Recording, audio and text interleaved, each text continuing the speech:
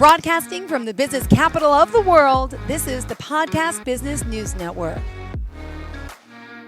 We are back here with our friend Randy Swaim, and he is so much. Coaching for Releva is the name of the company. Randy, how would you describe yourself? Well, I've lived an interesting journey, and I've learned a lot along the way and all that, and I appreciate it. What I look to do is to totally bring freedom to potential to other people, not because you're telling them what to do, but you're coaching them and you're helping their mindset and their brain be involved in ways that make them more successful than they ever thought. And that's my passion. That's what I'm about. There, that's me in a nutshell, though. There's a lot more to him. Always here to talk about helping others. And what did you want to kind of address for today? Well, what I was going to do today is talk a little bit about some strategic planning, vision, and aspects of that, and a couple of things about it, and some things that sometimes people have to realize that very often in today's world they don't think in a way that helps them really be successful in a organizational maneuverability concept where not everything is rote academic in it and all that kind of stuff. But one of the things I'll also bring to it is because today I went over to Trinity High School for the first time for this year, and spoke to the chemistry teacher's class over there, and and I talked about something very aligned, but I'll mention that. But it also uh, uh, it was interesting to hear how one or two of the students came up after it was over when the break was, activated and stuff. Um, what they said and how they responded and everything. So it was kind of cool. But it's a good picture of what true leaders need to be thinking about, but not only just thinking about what they need to envision and create and build within their team. Wow. And how do So you that's the center of it. got it? And so I know you're going to break it down for us and talk more about teamwork, leadership, and all the above. Yep. And all of this will be aligned with what you just said. Yeah. So it's something that is very critical when you're talking about really bringing your team to success, but also your organization to success without just going to rote, superficial things, kind of thing, which a lot of people today do. And you got to realize that don't want to do that. And one of the things that I'll mention is one of the central topics uh, I brought up with the students today was this aspect of end in view. When you're talking about thinking of strategic vision and strategic planning and perhaps building a strategic plan for your team that takes you to this one vision, this one achievement, kind of thing. One of the things that is critical, and it's one of the things I sort of focused on, and I actually had the team sort of break up into small groups and had them discuss within themselves and think about some things. And one of the things that I said is think in terms of when you're through with high school, Hmm. what do you want to do? Because you know what? If you don't know what you want to do, why do you need to really be successful right now, and all that kind of stuff, to have a vision on what you are truly wanting to accomplish in your life going forward and all that. And that really, I will say this, that their discussions with that today was pretty good. And in fact, at the end of it, there were several students that had clarity on what they wanted to do after they graduated and where they wanted their life to go and what they wanted to be focused on, what kind of industry, what kind of work, and things of that nature. And what I was sort of blown away because there was this one, a fairly short girl, but I think she was a sophomore, and she came up to it afterwards and was clarifying a little bit on kind of what she had Yep. envisioned. And because she mentioned one thing when we were talking in the class, but she said, here's what I really want to do in that role. kind of thing. And I just looked at her. I said, you know what? You have my compliments. And I'll tell you what, you keep taking the steps to get there. But if all you're doing is taking that end view, that end game view out of your mindset and just going along with the thing, you're not maintaining clarity. You're not really getting the job done. You're not working in that direction. But the bottom line is what a lot of people uh, tend to do sometimes is when they sort of have this picture. I want to do that. But the first time where something comes up or something happens within their team that seems to be that it's not getting them there right now, they just, instead of really leading the team to something or to helping the team envision stuff, because here's the thing, as I've mentioned before, the different people on your team have different backgrounds, and some of them are aware of certain things that not everybody else is, kind of thing. And how are you really leading them in that way, but also in a way that can get them to really accomplish that in game vision in their mind? And do they still have it? What a lot of people today do is, if it doesn't seem to be working out, they don't really accept responsibility. They don't have clarity on how they need to adapt the the the vision and the strategic plan and things of that nature. They don't really understand that so much. What a lot of people that, and I've heard a lot of people say this, uh, that what they do is they just blame it on that over there because it's not taking us where we know we're supposed to go. And you know what? When you do that, you're throwing the end game vision aside and you're not having clarity on the real strategic success plan to get you there. Yeah. And because here's the thing, in today's world, with a lot of Mm-hmm. factors that are not really on scene when you start, or when it's certain factors that come on scene that you never expected, guess what? Can you really handle that? Can you do what you need to do so that your team, if they need to, they adapt it correctly so, and they can still reach the end game, view that you're looking for? And it's that picture of it that, if all somebody is doing is just leaving it to a standpoint of um, blame gaming and things like that, or blaming your people because you know what, you didn't, you did, it didn't do it, so yeah, that kind of thing. But you know what? If you are leading your people and developing your people in such a way Yeah. that they know the unexpected factors that are coming on, and here's the thing, you as the leader, Yeah. you need to be aware Yeah. of the likely unexpected factors that are coming on scene. And if they are, you need to have a picture on how your team needs to do that different and adapt and to get there. And this is what a lot of people don't fully understand. It's not just about you telling your people what to do and blaming it on them if it doesn't work, or anything like that. But it's being aware of this. And a lot of those conversations when you're working with your team, a lot of those conversations can happen before you start moving in that direction, so that they're already aware of what can happen and they're aware of perhaps the two or three factors that might be unexpected that may come on scene. And if so, what are we going to do?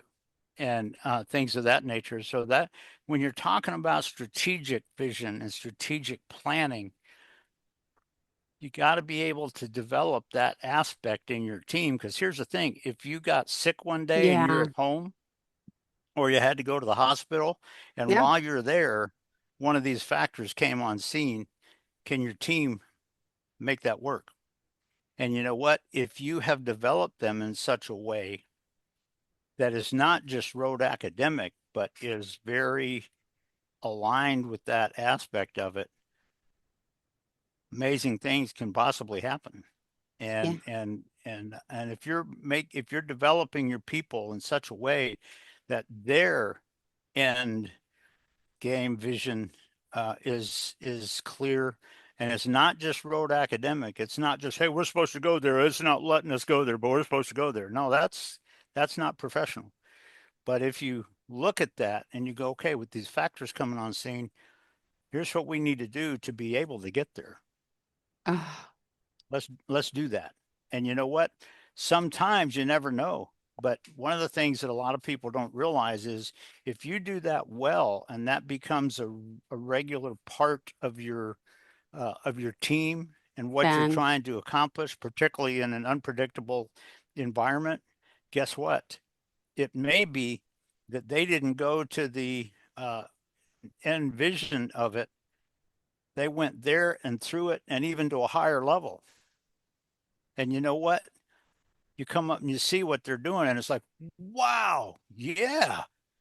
And you know what? When your CEO comes in and applauds your team and pats you on the back because they went further than expected, that can be a huge thing, maybe. When you're thinking about this aspect, and it's all just in the strategic mindset, but you gotta have some real clarity when you're leading your team and when you're doing what you're doing.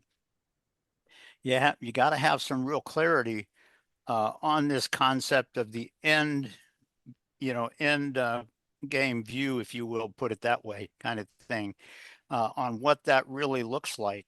And it's not just a rote superficial thing, but is it really getting there? And you know what? How do we know? Mm. And are we able to do that? Because if you sit there and you or your team is starting to just totally focus on rote academic things and play blame games to what, well, I did what we're supposed to do, but it didn't get us there, and all that kind of stuff. You hear some people talk like that. And if you do, they are not being a leader and their team is not developing because it's just something to think about that when you're talking about this end game vision of what you're trying to accomplish. If you always have that, but it's not just going through rote academic things to get there. It's going in the direction that you're strategically going in, but also if unexpected factors come on scene, what are you going to do about it? Can you do something about it? Do you have clarity on that? Do you understand what? And guess what? It may be that you don't need to go 80 degrees this way. It may be you just need to go 15 to adapt a little bit and to get Yeah. there. Uh, and and to have clarity on that is not just you telling them what to do, because here's the thing. If you and your team start to really communicate together and start really exploring these issues, then Mm-hmm. guess what? You're going to be developing the ability to handle those that quick when it happens. And that doesn't happen just because you're telling them what to do. And but it's just something to think about when you're talking about this aspect of strategic vision, strategic aspects, and also leading and developing your team. Because if all you're trying to do is sit there and say, "Well, you just shut your brain off and do what I tell you to do," you're not getting the job done. Yeah. And because here's the thing, if you have 8 people on your team that are dealing with that one circumstance, you know, point to point right there, Mm-hmm. they may have a clearer picture of it than you do. Yep. And you know what? If you have developed them in such a way where they can do that, some amazing things can happen. And so when you think about this aspect of leadership and leading your team, particularly in a operational maneuverability concept, kind of thing, where not everything is just rote academic. Um, you know, for those that listen, I said simply tell them, what do you need to do differently to develop this in your team? And it's not just telling them what to do, but it's developing their awareness in this, developing their ability to process. And if you think about this from the neuroscience aspect, how is your brain really working? Are you shutting the brains off so that it doesn't process anymore? It just goes with this thing that somebody told me. or are you developing them in such a way that their mental processing is truly getting them there? So when you think about this aspect of like I say, this end game picture and this strategic vision and this strategic decision making and things like that, that can happen very wrong where you can't get there, but it can also happen amazingly well where you went further than you thought you would. And Yeah. and your CEO maybe comes up and applauds your team and whatever kind of thing, because that's the aspect of it. But when you think about that end game picture and you think about the strategic vision, the strategic plan, what you're trying to accomplish with it, all of those aspects are key. And like I said, I was impressed with a couple of the students today that actually mentioned a couple of things on what we were talking about. Because what I did is I had them talk for about 5 minutes in small groups about, you know, kind of what did they want to do at the end of this year? What did they want to be going? Kind of thing. And also, when they, graduated from high school, what is your vision on what you want? What is your Yeah. vision on where you're going? And guess what? Right now is not a bad time to think about that. I will say this, that my great granddaughter um, has absolute clarity on what she wants to do. And how old is she? She's actually 15 right now. She's amazingly enough, next May she turns six, April, I think it is. I'd have to double check my phone, Oh my but gosh. it's she turned 16, and it's kind of amazing because about a year to about a year ago, I told her dad, I said, well, you realize she's within about 1 year of getting her driver's license. And he Oh went, my oh wow, gosh. yeah, kind of thing. But you know what, she knows exactly. Now she had a couple of thoughts on it, all related to a medical Mm-hmm. field, but right now, and she's a um, I think I'll have to double check, but uh, uh, I think she's a senior in high school at that age and stuff. But it may be she's a junior. I'd have to go back and double check. But the bottom line is, she is absolutely clear. She hasn't graduated yet, but she is absolutely clear on what she wants to do and how she wants to go there and do it, and all that. And you know what? When we're talking about leading our teams in challenging situations or challenging environments or organizational maneuverability concepts and you know uh, elements and everything, in order for us to truly reach radical success and achieve the amazing results, that doesn't happen just Yep. because you tell them what to do. It happens because you've developed them and their processing takes place and they can And handle the decisions. And sometimes they'll be aware of a certain little insight that you were not aware of, nobody else on the team was, of because course. their background might, have that. But you know what? If you've developed them well, they know what they need to do. And you know what? You can find yourself getting there in ways that you would have never imagined. And so it's just something to think about, that when you're talking about this, and like I say, it was a real thing this morning because it was the first time with the high school kids for this year. We meet about every month. I partner together with the chemistry teacher and stuff, and I go over there about once a month and speak to them and stuff like that. And but their reaction this morning was pretty cool, pretty awesome. Wow. And so, but but this is a central theme that I brought to it, to say, hey, when you're done with this year, what do you want to be different? Where are you going? But not only that, when you graduate, where does your vision have you going? Kind of thing. And if you're clear of the end game picture on it, guess what? You can rightly Mm-hmm. define each step along the way that'll get you there. And so it was this morning, it was this aspect of having clarity and maintaining clarity on that end game vision kind of thing. and letting it help make the decisions and things like that. But that's also very aligned with strategic vision and strategic thinking, and also some things that you need to be doing. And as a leader, as a true leader, guess what? Again, as I mentioned, it's not about you just telling them what to do.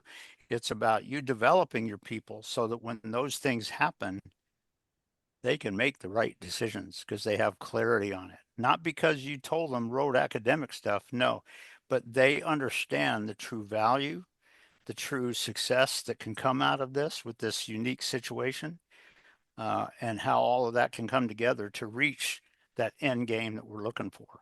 Yeah, And when your people are doing that, amazing things can happen. And guess what? If you're they having are. those conversations together, then Mm-hmm. everybody's aware of it and it's like, oh yeah, yeah, kind of thing. And so it's just something to think about, that when you're thinking of strategic vision and strategic thinking, that's just a key aspect about it. Hmm. Well, hold on. I gotta ask this. At what Okay. age? Okay, I have kids. This is a great just question for the youngins out there. My son is 10 and he loves football. He's on football every year, but every August when he starts football practice, he's getting neck pain. It's a true story. We had a scan done Yeah. 2 years ago. It's fine. I got a script for PT. We're starting that today. Um, Hmm. but last night I sent him to practice and he was upset and crying, saying he was in a lot of pain, which I don't doubt he is. But I tried to have a conversation with him about. He's like, well, I just want to go home, lay down. I'm like, you still need to be present. You're not injured to the point where you can. I want you here on the field. I want you with the coach. I'm trying to make him understand this Sitting work on the sideline ethic there, yeah, with the team, yeah. work ethic and to instill it at this age. And I had a parent come over to me and gave him like a great pep talk saying, the next 2, 3 years of your life are crucial, Austin. You have to make a decision. If you're injured, that's one thing. If you're in pain, that's another thing. But you have to show that you're committed, that you're here, that you're doing this for your team. You should be present and you can just sit on the side. And so my son ended up sitting there and everything. And fine, I get it. But like I just feel to instill leadership, to instill, doing Hmm. the right thing and work ethic in someone. I mean, as a single parent and talking to a guy about it and younger kids, I mean, really, what age, shouldn't we be instilling this in them now? And like I come across mean Yep. and my son says, I'm not, you're so mean, you're making me be here. And it's like, as a parent, you feel guilty, but like I'm doing the right thing by still dragging his butt there, is what I say. And then And my sister disagrees. Oh, he's not feeling well. And I'm like, I don't care what he's feeling. I go to work when I'm sick. If he's injured, it's a different story. But just some yeah, advice, maybe on if you can, for me when it comes to I'll children. I'll share a quick thing that I would add into it with that, because what age can youth and children start to sense this? Even before 10, if you want, kind of thing, if you're asking the right questions. What I would suggest with him, and the vision that I have on what you just said, and you can think about how you might ask it to get him thinking about it and stuff. But the bottom line is, if he loves football, what if his injury never lets him play again? You know what? What if he can't play, but he has a role where he can become a football coach? Mm-hmm. And Yep. he wants to work with players and he wants to lead a team and he wants to win championships as the head coach, Got it. something like that. And if you think about it, that still puts you in touch with the thing that he loves and everything. But with the injuries, it could be that he can't really play anymore, but it could be that he doesn't have to get out of football. Got And you it. know what?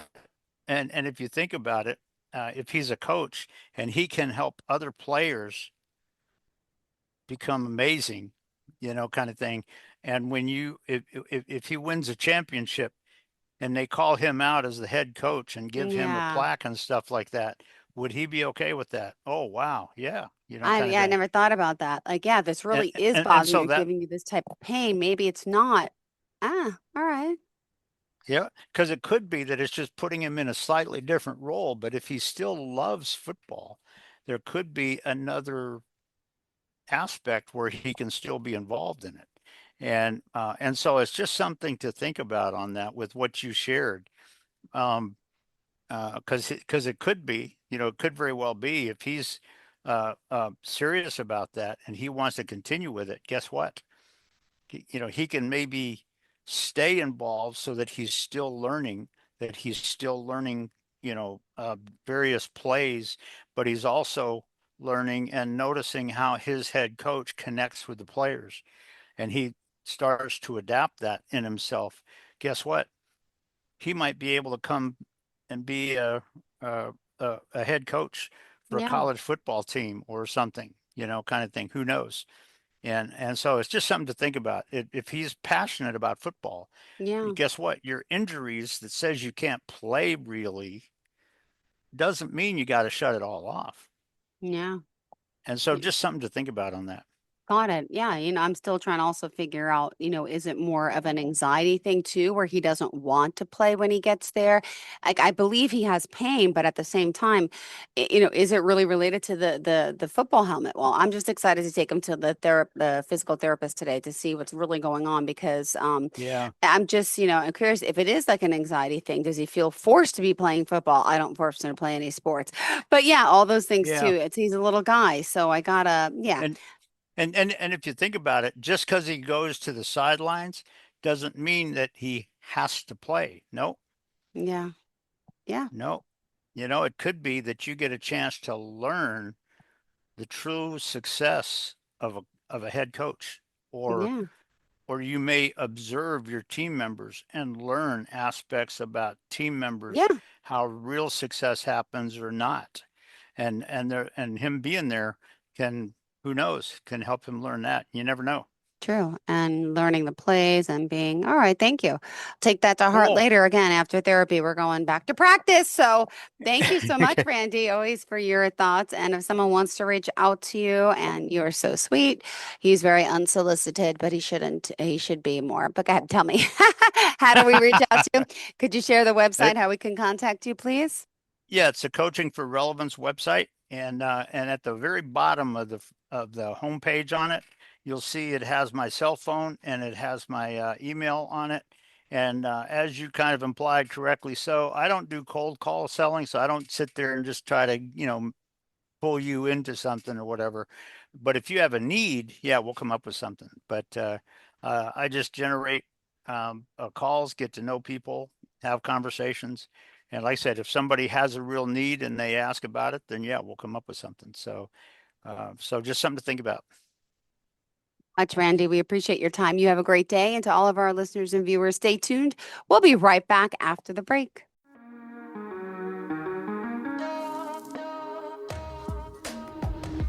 Broadcasting from the business capital of the world, this is the Podcast Business News Network.